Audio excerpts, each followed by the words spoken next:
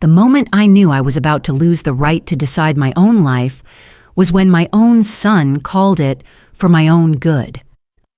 There are wounds that don't knock you down right away. They make your heart grow cold, very slowly. What would you do if love began to turn into control?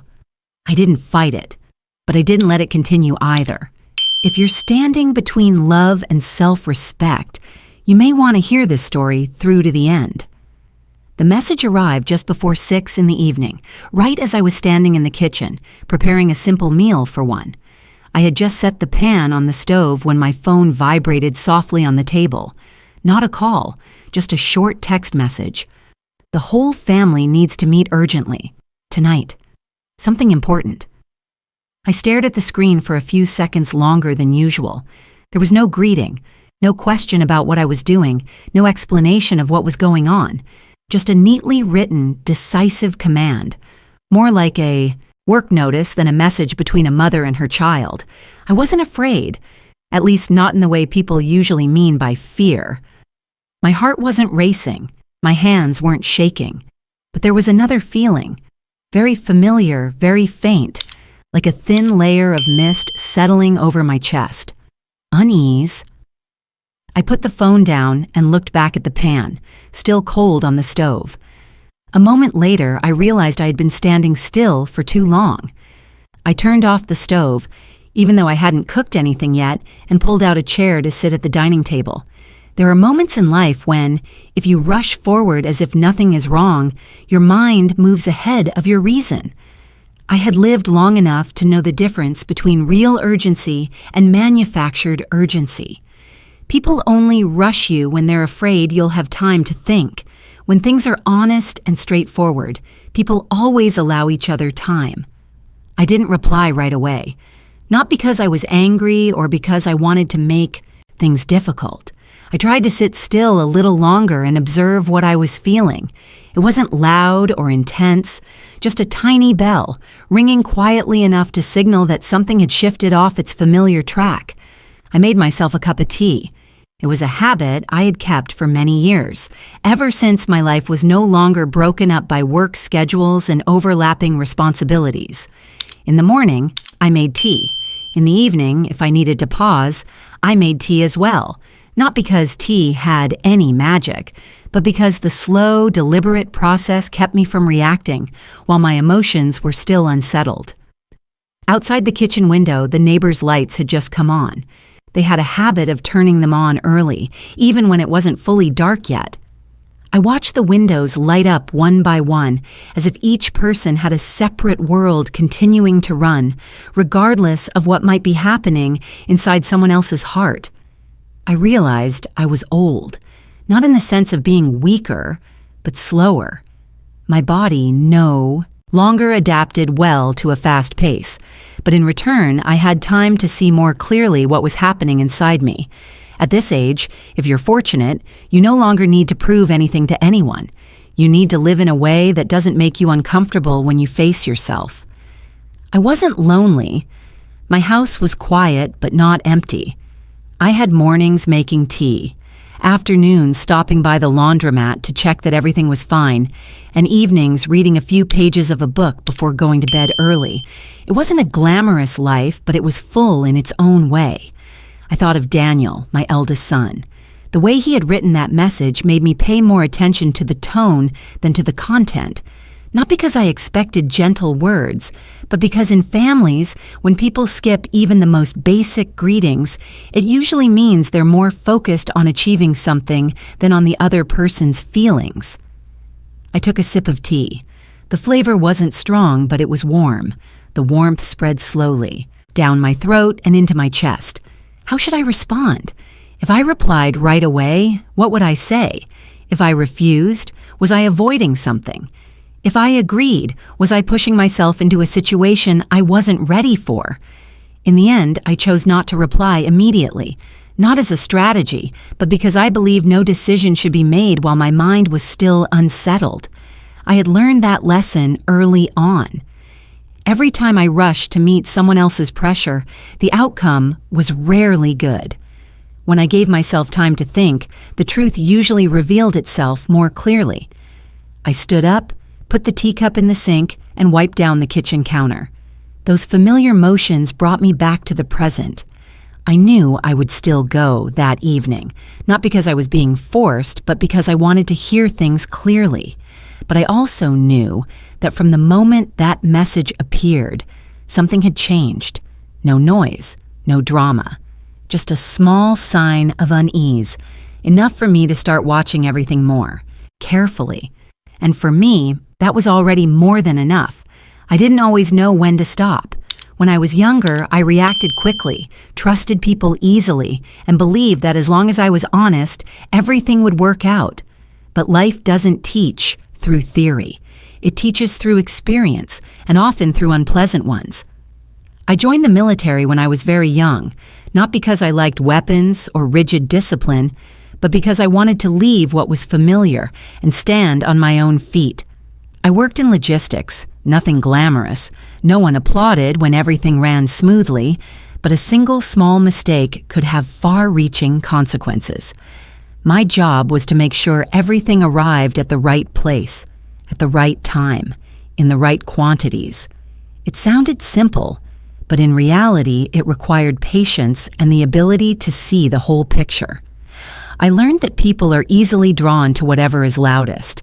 The ones who speak the loudest, rush the hardest, and create the strongest sense of urgency are often the ones who make things more chaotic. In that environment, I had to learn not to believe too quickly, not because I doubted everyone, but because, without enough information, any reaction could be adverse. There were times when the entire unit was in an uproar over a report of missing supplies. People panicked, searched for someone to blame, and made non-stop calls. I stayed behind, checking every number, every timestamp. And many times, the problem revealed itself simply because of a single overlooked note. Gradually, I formed a straightforward belief. Those who create disorder are usually loud. Those who maintain order are generally quiet. Not because they are weak, but because they are looking at a wider picture. I carried that belief with me when I left the military and into my personal life, even though there were times I forgot to use it. I met my ex-husband not long after leaving the service. He was a good man in a very ordinary sense, caring, warm, and able to make me feel at ease after many years of living within a rigid structure.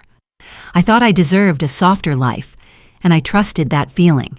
But kindness is not the same as steadiness. He was vulnerable to very familiar temptations. Money came and went faster than he could control. Decisions were made based on fleeting emotions. I saw it, I worried, I reminded him. Then I reassured myself that everyone stumbles sometimes. If I carried a little more, everything would be fine. For a long time, I lived in a state of endurance without naming it. I didn't think I was sacrificing myself. I thought I was doing the right thing. I held tightly to responsibility, controlled everything I could, hoping it would make up for what was missing elsewhere. Until one day I realized I was living life for two people. Not because he demanded it, but because I allowed it. That realization didn't make me angry. It made me sad. Sad because I understood that kindness without awareness can easily nourish mistakes. I didn't blame my ex-husband. He wasn't a bad person. He wasn't strong enough to stand firm against things beyond his capacity. My responsibility was that I had trusted for too long without setting boundaries. When I woke up to that truth, I chose to stop. No noise, no accusations, just not carrying what was no longer mine.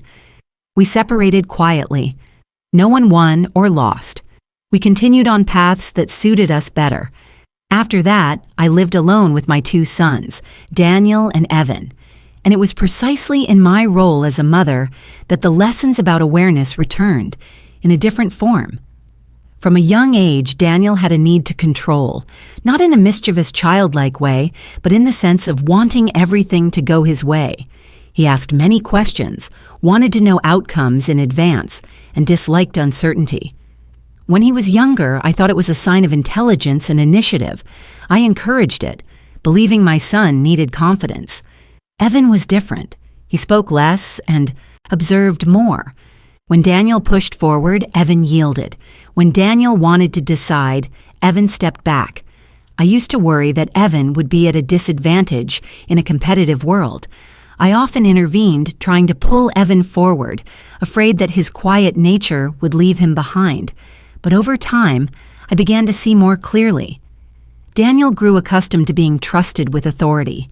Evan grew accustomed to holding his own boundaries. One learned how to control. The other knew how to stand firm. Neither was more right than the other. Just two different ways of living. I loved both my sons equally. That never changed. But I began to understand that love does not mean handing over power. Being a mother does not mean surrendering full authority over your own life to your children, even with good intentions. Those years passed without major upheaval. Life moved forward steadily. I worked, raised my children, and rebuilt my stability. But inside me, the lessons had settled, not into slogans or philosophies, just quiet, practical principles. Looking back, I understand that my awareness didn't come from a single moment of clarity. It accumulated from times I trusted the wrong people, endured for too long, and eventually dared to stop. And those experiences, though I didn't know it at the time, prepared me to face what was coming next. That evening, when I looked at Daniel's message again, I didn't consciously connect it to the past, but my body recognized the feeling. It was the same sensation I used to have before spotting a slight discrepancy in an old report. Nothing conclusive, but enough to know I needed to look more closely, move more slowly, and not react in haste. And that is how life taught me to remain aware, even as everything around me began to change. The incident occurred on a weekday at midday, when the laundromat was neither crowded nor empty. I was checking one of the machines in the far corner when I felt my head suddenly lighten for a brief moment, like standing up too quickly after a morning of forgetting to drink water. I remember thinking I should sit down for a bit, but my body didn't wait for my consent. When I opened my eyes, I saw the familiar ceiling of the laundromat, heard the steady hum of the machines, and saw the concerned face of an employee leaning close. I wasn't in pain, not dizzy, just slightly tired. A glass of water, a few minutes of rest, and everything gradually returned to normal. The doctor later explained it very simply. Mild dehydration, heat, no dangerous signs. I needed to be more mindful about rest. At my age, it wasn't unusual. I nodded, listened, and remembered. I never deny my age. I know my body is no longer what it once was. I know I need to move more slowly, be more careful. But there's an obvious line between acknowledging one's limits and being treated as if one is no longer capable. Daniel arrived at the hospital before Evan. He stood by my bed, asking all kinds of questions, his voice full of concern.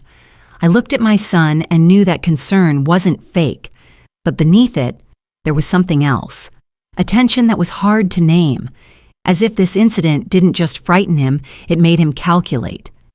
In the days that followed, Daniel called me more often, asked how I was eating, whether I was still working too much, whether I felt tired. I answered honestly. I was fine, I was still working, just not lifting heavy things anymore. I thought that would be the end of it. But then Daniel said he wanted to stop by my house, bringing along a friend who worked in finance. Just a conversation, nothing serious. "It's for you, Mom," he said, "so I can have peace of mind." I agreed, not because I felt I needed it, but because I wanted to listen. When children begin to worry too much, outright refusal often only speeds things up. The man Daniel brought was polite, well-spoken, and neatly dressed. He sat down at my kitchen table as if he were already familiar with the place. Before I had even finished my glass of water, he pulled out a stack of papers. Everything was neatly arranged, carefully marked. They talked about planning, about safety, about preventing future risks. Daniel sat beside him, occasionally nodding, occasionally adding explanations, always emphasizing that it was all so I wouldn't have to worry. I listened. I didn't interrupt. I didn't argue. Not because I was convinced, but because I was observing. The way they spoke, The words they chose, the way everything was presented made it seem as if it had all been prepared in advance. Some things sounded reasonable. Some concerns weren't wrong. But when I looked at the documents, I realized the most important issue wasn't in the words. It was in decision-making power. Who would sign? Who would manage? Who would have the authority to decide for me if something happened? I wasn't angry. Anger requires energy, and I didn't feel the need to spend it. What I felt instead was something very familiar, like reading a report that appears complete but is missing one crucial timestamp. Something wasn't clean. I asked a few questions, simple ones. What if I disagreed? What if I wanted more time to think? The man answered smoothly. Daniel answered faster. Too fast. I looked at my son and suddenly realized how thin the line can be between care and control. Care gives someone more choices. Control leaves them with only one path. The meeting ended politely. No raised voices, no visible discomfort. When they left, my house returned to its usual quiet. But that quiet now carried a different tone. I sat alone at the kitchen table for a long time, not to analyze the paperwork, but to examine my own feelings. I didn't feel insulted. I didn't feel betrayed. I thought that I was standing at a crossroads where, if I stepped too quickly, I could easily go the wrong way. I didn't deny that the health incident had happened, but I also refused to let it become the perfect pretext for someone else to decide for me. I had lived long enough to know that some things, if you don't protect them yourself, no one else will. And from that moment on, I knew I needed to look even more closely at everything. Not to oppose anyone, but to avoid losing control of my own life simply because of a brief spell of dizziness on a hot afternoon. Everything came to light on a very ordinary afternoon. There were no warning signs, no intense premonitions, just a sequence of events unfolding in their natural order. That day, I stopped by the laundromat later than usual. It was already getting dark, and customers were thinning out. I entered through the back door, a habit I'd kept since the first day I bought the place. The back door led straight into a narrow hallway and then to the office. I planned to grab a few documents and leave, with no intention of staying long. As I reached for the office doorknob, I heard Daniel's voice, not loud but clear enough in the quiet. Laundromat at that hour. I froze instinctively, not out of curiosity, but surprise. Daniel rarely came here. He always said this place was noisy, messy, not suited to him. I stood still. I wasn't trying to eavesdrop, but the words that followed made it impossible for me to take another step. Daniel was talking to someone. His voice was low, even, very different from the worried tone he used with me. Gone were the caring questions, the anxious concern for his mother's health. What remained was calculation, precise and deliberate. He talked about a plan, about needing evidence, about how if they waited too long, everything would become more difficult. Then I heard a sentence that made my heart grow cold in an instant. We just need to prove that Mom isn't fully competent anymore, not completely gone, just enough for someone else to make decisions for her. I don't remember how long I stood there. Only a few seconds. It could be longer. I didn't hear every detail. I didn't need to. What I heard was enough to piece together a clear picture. I didn't rush in. I didn't push the door open. I didn't ask why. I didn't cry either. Tears are a reaction when you haven't yet understood what's happening. At that moment, I understood very clearly. The feeling wasn't pain. It was a cold, spreading from my chest into my arms, like realizing there's a wrong number in a report and knowing that if you don't stop now, the consequences will be severe. I didn't feel betrayed in a dramatic sense. I thought that a boundary had been crossed. There are things in life that, once heard, cannot be unheard, and words that, once spoken, can never return to their original shape. I stepped back very lightly, careful not to make a sound. I turned and walked away, as if I had just finished something I needed to do. When I sat in my car, I realized my hands were colder than usual. I didn't drive off right away. I sat there in the parking lot behind the laundromat watching. The fluorescent lights spill out through the glass doors.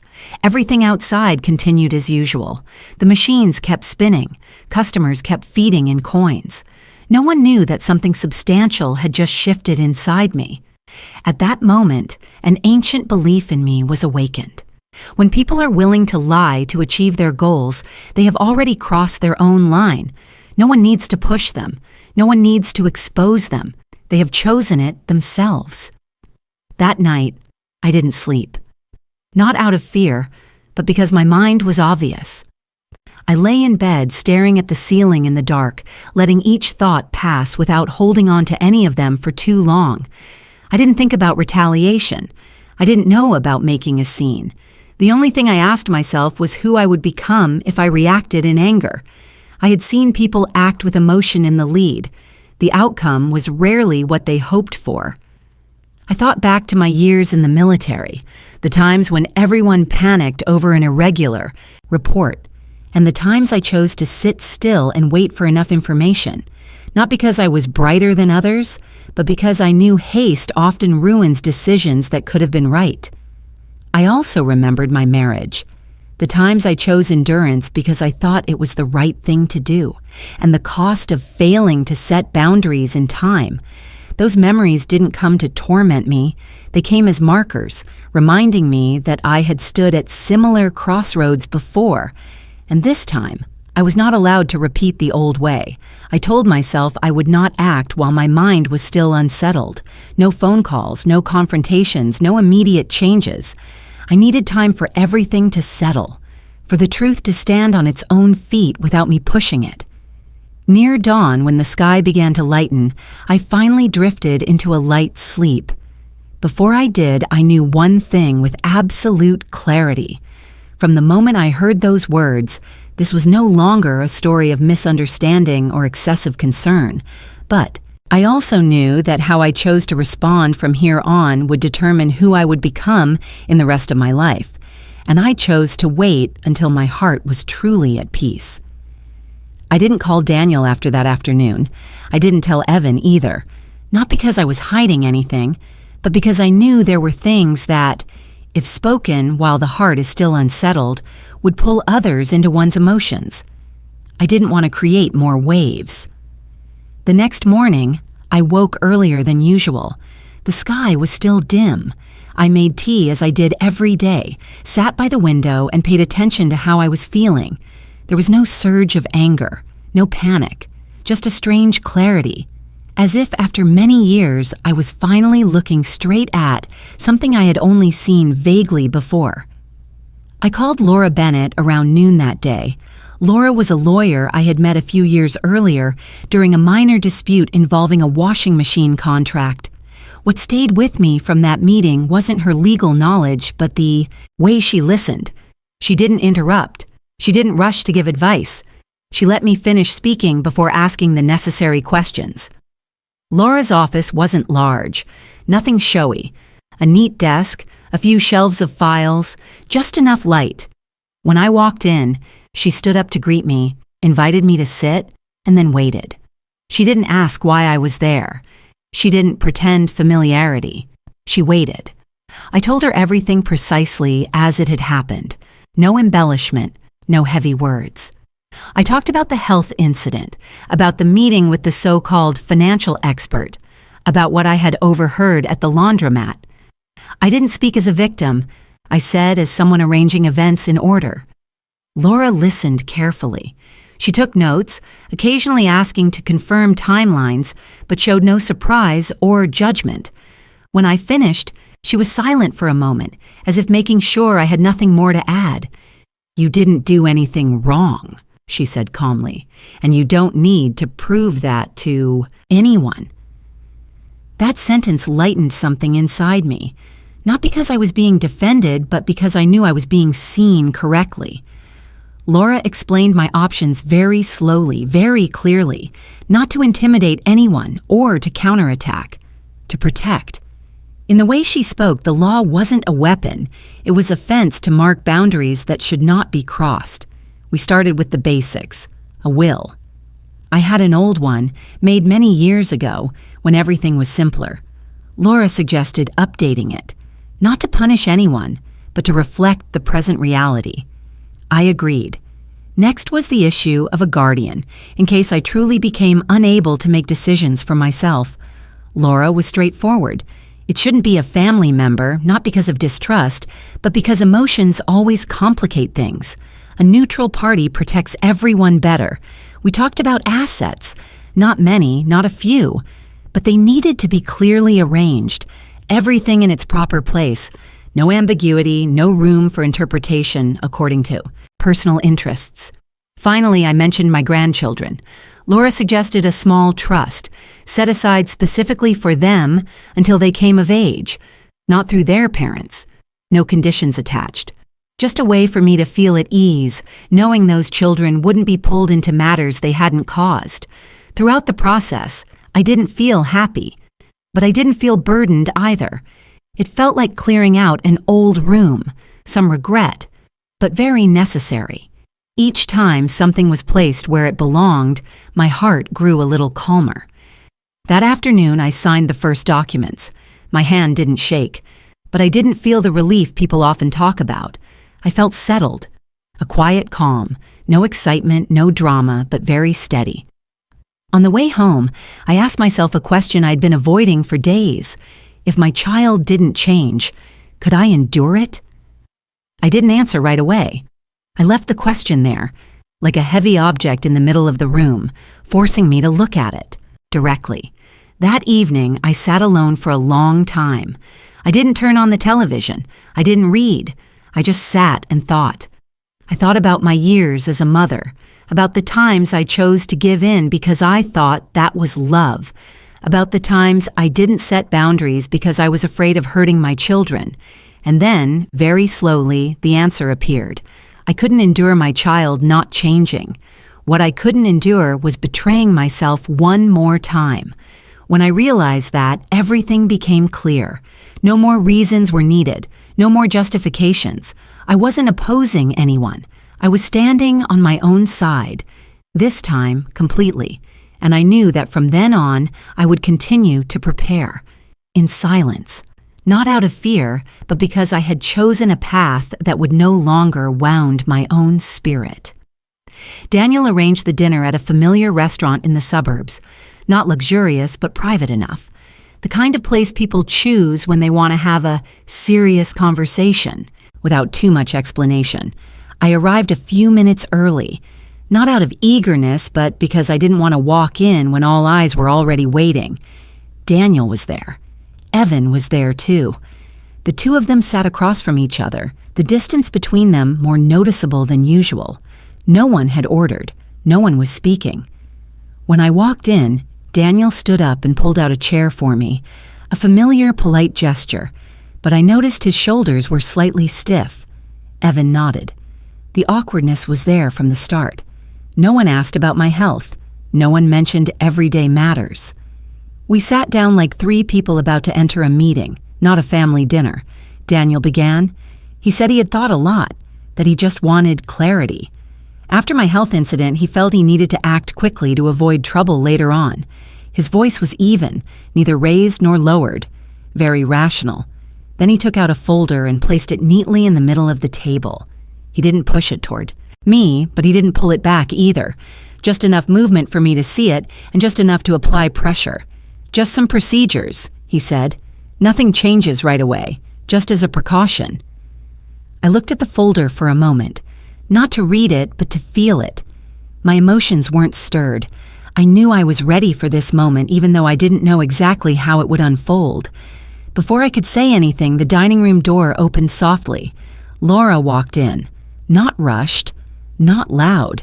She glanced around briefly, then walked straight to our table. "Sorry I'm late," she said gently. "Mrs. Margaret invited me to join."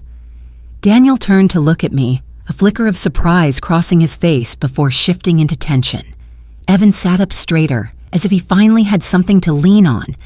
Laura sat down, placed her briefcase on the table, but didn't open it right away. She looked at Daniel, then at me. No taking sides, no interrogation, just a prominent presence, Before we go any further, Laura said, I want to clarify one thing. These documents involve transferring decision-making authority in certain situations. Mrs. Margaret has not signed them, and at this moment she has no obligation to do so. Daniel pressed his lips together. He said everything was out of concern, that he had no bad intentions, that he was only thinking about the family's future. Laura nodded, then opened her file. She didn't read the laws. She didn't use complicated terminology. She repeated what had already been said, slowly. Daniel, she said, in a recent conversation you mentioned the need to prove that your mother is no longer fully competent. Do you deny saying that? The air at the table seemed to sink. Daniel looked at Laura, then at me. For a few seconds, he didn't answer, and that silence spoke volumes. I didn't look at Daniel with anger. I looked at him the way one looks at a child who has just been forced to face his own actions. No slaps, no accusations, just the truth placed where it belonged. Daniel began speaking more quickly. He said he had only spoken out of frustration, that he never meant to hurt me, that everyone was misunderstanding. Laura didn't argue. She said only one short sentence. Good intentions do not make a wrong method right. The tension rose for a moment, then eased again. Evan remained silent. I knew my younger son was listening carefully, not to choose sides, but to understand. Then I spoke, not loudly, not trembling. I didn't talk about documents. I didn't talk about the law. I said only what needed to be said. I'm not opposing you, I said, looking directly at Daniel. I'm simply not allowing you to do something wrong. Daniel opened his mouth to say something, then stopped. I continued slowly. If you had come to me and said you were worried, that you wanted to discuss things together, I would have listened. But when you prepared documents to decide in my place, when you thought about proving that I was no longer competent, that stopped being care, no one interrupted me. I wasn't accusing. I wasn't listing sacrifices. I was only saying what was present. I've lived long enough to know whether I'm still capable, I said, and I've lived long enough to know when I need to protect myself. Daniel lowered his head. I didn't know what he was thinking. I didn't try to guess. There are moments when each person must face their own part alone. The dinner ended with no one eating much. We stood up and left the restaurant in silence. No hugs, no promises, but no arguments either. When I stepped outside, the evening air was cooler than I had expected. I took a deep breath. Inside me, there was no lightness, but there was clarity. I knew I hadn't said a word too many, and I hadn't held back anything that needed to be said. And I knew that from that moment on, things would never return to how they were before. But at least I had walked through that fateful meeting with my inner self still intact. For a very brief moment after that dinner, I hoped Daniel would stop, not because I had softened, but because I knew my child was not inherently evil. But hope, like everything else in life, only has value when it does not blind us. Daniel did not stop. The first changes came quietly. A call from the bank asking about a request to update information that I had never submitted. An email confirming an appointment with a memory assessment center, which I had never contacted. Everything was phrased politely with great concern. But the contact names, phone numbers, and email addresses were not mine. I did not panic. I was not angry either. The feeling I had was like watching a sequence of events connect themselves, precisely as I had heard at the laundromat. Fraud does not arrive in one dramatic act. It comes in small steps, each of which seems reasonable when viewed in isolation. Then the whispers began to spread. An acquaintance asked whether I was tired. Someone else joked about whether I was working too hard at my age. No one said anything directly, but I understood that Daniel had begun planting seeds of doubt. He didn't need to say that I was no longer clear-minded. He only needed to say that he was worried.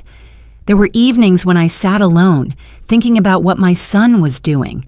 not to pity myself, but to examine my own heart. Did I feel hatred? Did I feel the urge to expose him? And what surprised me was that none of those emotions was strong enough to take control of me. What I felt was sadness, a very quiet regret. Sadness because when someone chooses to go too far, they often don't realize what they have already left behind.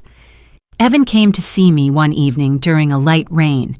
He sat down at the kitchen table and didn't speak right away. I didn't ask. I knew that if he had come, it was because he had thought long enough. Daniel had given Evan a document, a confirmation form. It stated that I showed signs of memory decline, that both brothers were concerned, and that they were requesting professional intervention. Daniel wanted Evan to sign it.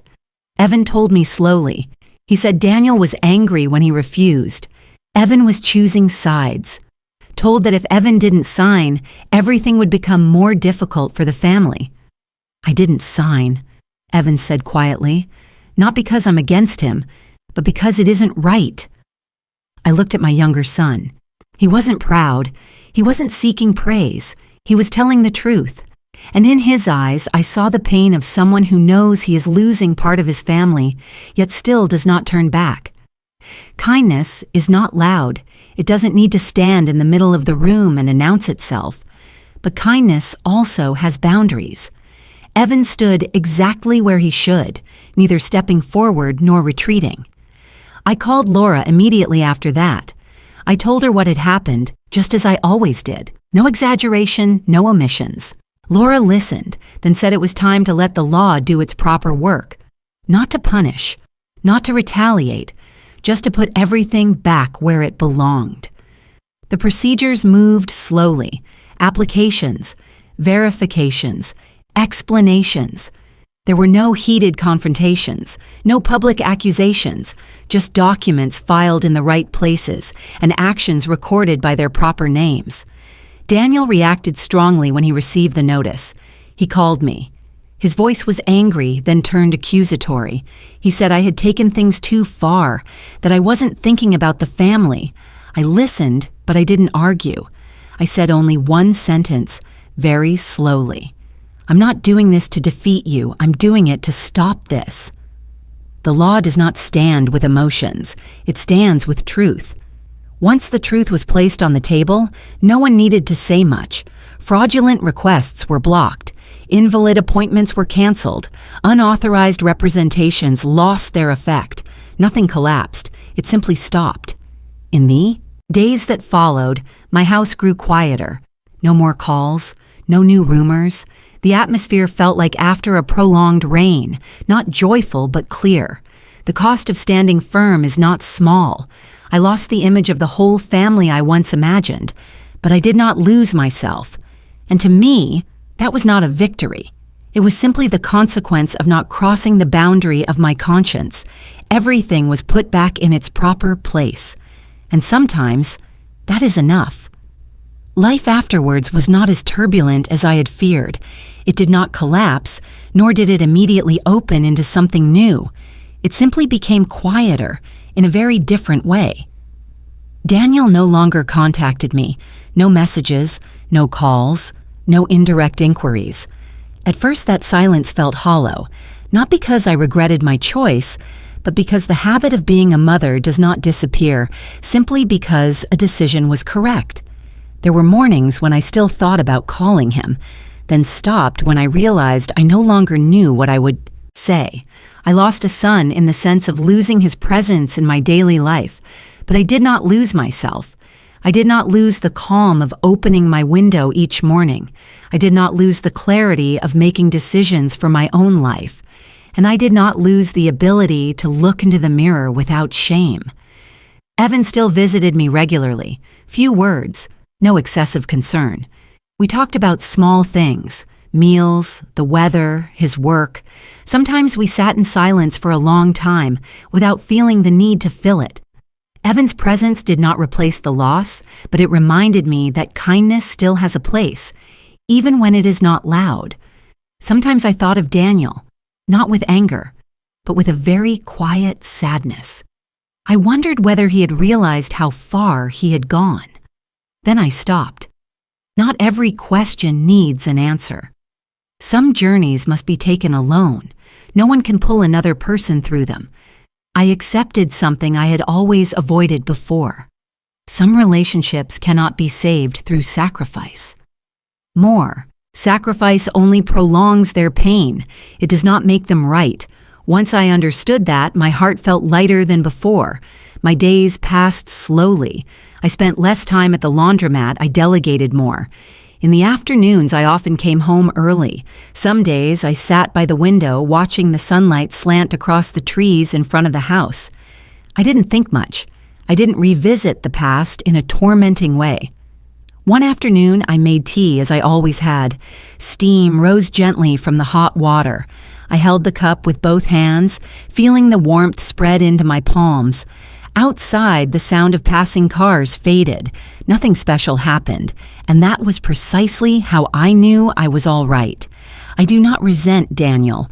Resentment takes energy, and I do not want to spend the rest of my life on that, nor do I feel triumphant because things ended in a way that favored me. There is no sense of victory here, only a tranquil clarity.